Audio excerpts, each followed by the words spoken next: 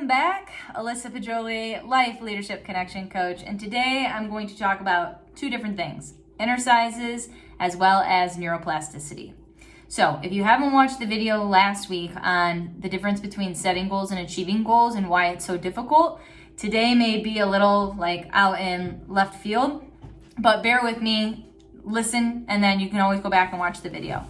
But first and foremost, what is an inner size? I think that's the most important thing to get clear on. And an inner size is an exercise that you do mentally, right, neurologically, so that you can change the way in which your brain fires. So inner sizes fall into 7 basic categories. Self-esteem, self-worth, and self-image is the first.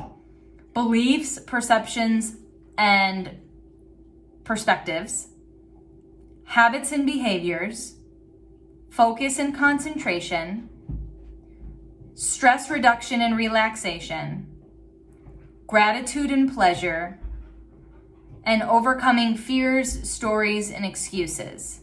So those are the 7 categories that when we really apply inner sizes, they can help us to train our brain and to be able to overcome that challenge that's the subconscious mind taking over that prevents us from achieving our goals.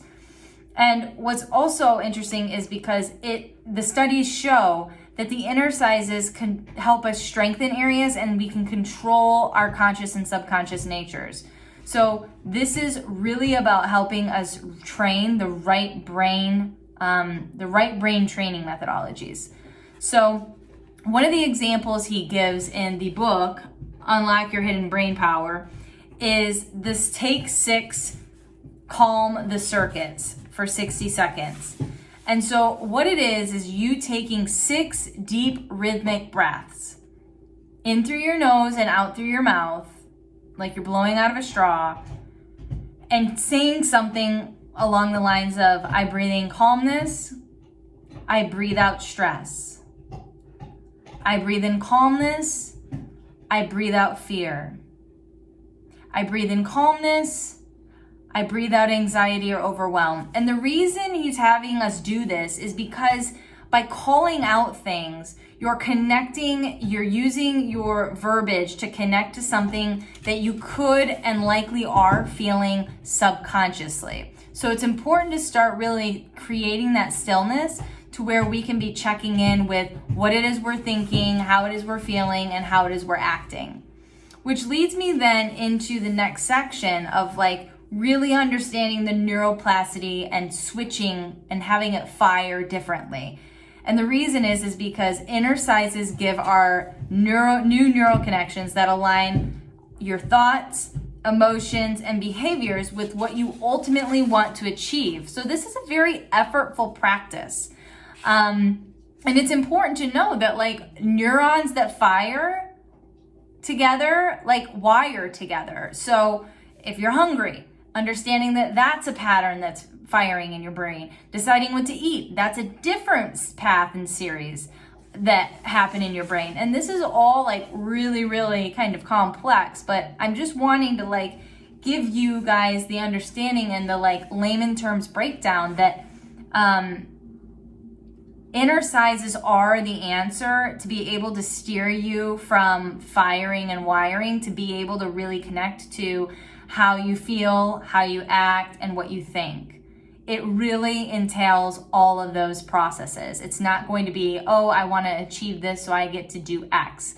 There is so much more neurologically that is involved, and that's why we often say in coaching, in order to get what you really want, you have to work on the inner game. You're not going to be able to get what you want or feel what you want within your body, yourself, or your relationship by going to the gym or thinking that by doing a class or something it's going to work. This is like in coaching, therapy, counseling, and or at home with a book and an audio or journal or meditation. This is when this all comes to fruition. So something that he also mentioned is like new tricks for old dogs. It's using the inner size to flip your neuro switch. And he went to say, like, we all know that neuroplasticity can change at any age. That brick wall of a person has no real basis for being that way. They're not old dogs who can't learn new tricks. They're just uninformed about how to flip the switch back on, or just unwilling to. And it's like, oh my gosh, that is so real. And so then another big thing that I took away from this chapter is the importance of exercise. Exercise is the most critical exercise of all, because what is good for your body is good for your brain. Exercise feeds your brain, it creates more connections, and it leads to more healthy brain and healthy brain cell growth. So if you're not a person that is moving right now, please start implementing that in your day-to-day routine. It's so important, alongside the discomfort. And that's really understanding your comfort zone is the space where your thoughts, feelings, and behaviors are most habitual. So I strongly encourage you to get outside of your box. Meet new people every week. Engage in intense, meaningful conversations every day. Be physically active every day. Deliberately engage in a variety of different projects each week. Manage your stress levels. Take time to reflect on meaning, purpose, and the value of your life. Have a rich and social life. Think about and emotionalize your goals and desires each day. These are all ways in which you can really help yourself get out of that comfort zone or out of the discomfort and be able to create that safety and efficiency, because you're going to be doing it repetitively, and you just have to create those strong patterns of those neurons firing together.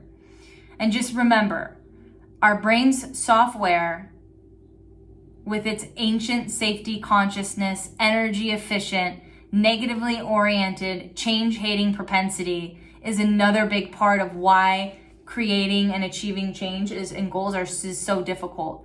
So if you are at the end wits of like, why can't shit ever go right? Why can't you achieve your goal? Why can't you overcome the challenge?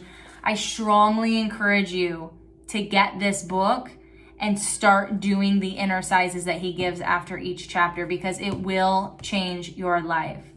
But if you want to just keep following me on YouTube, next week I'm going to be talking about the 3 core neural muscles, so that we can really just be focusing on small bite-sized chunks. So I really appreciate you being here. Go back to the video, get the 6x6 in 60 seconds, and then take some notes of the examples that I just gave you about how to get out of your discomfort, because the sooner you start doing this, the faster you're going to be able to create change. Ciao.